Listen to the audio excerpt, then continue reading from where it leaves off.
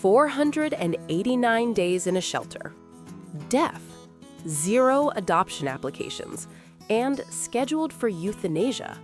But one volunteer refused to let that happen.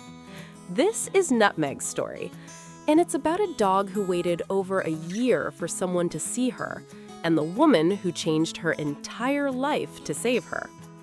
Nutmeg was in a shelter for 489 days. She was deaf. She never had a single adoption application. Not one. She suffered from kennel stress and anxiety, and she was up for euthanasia discussions.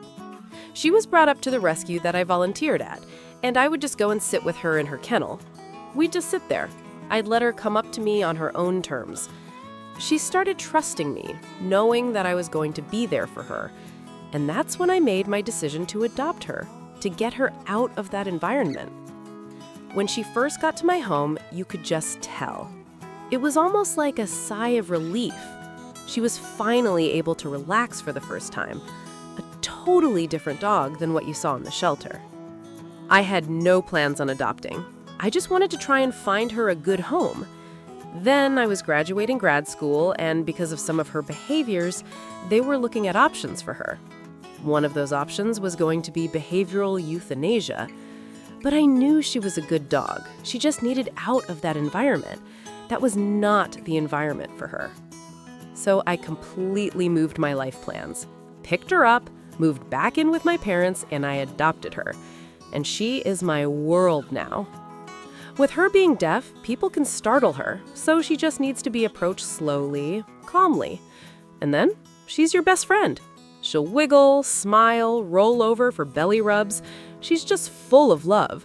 She is a little firecracker. Endless energy, just loves life. You can't help but fall in love with her.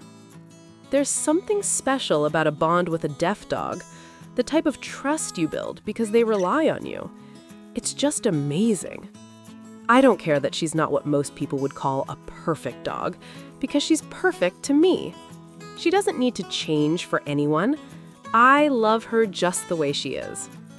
Nutmeg spent 489 days waiting, deaf, overlooked, scheduled to die.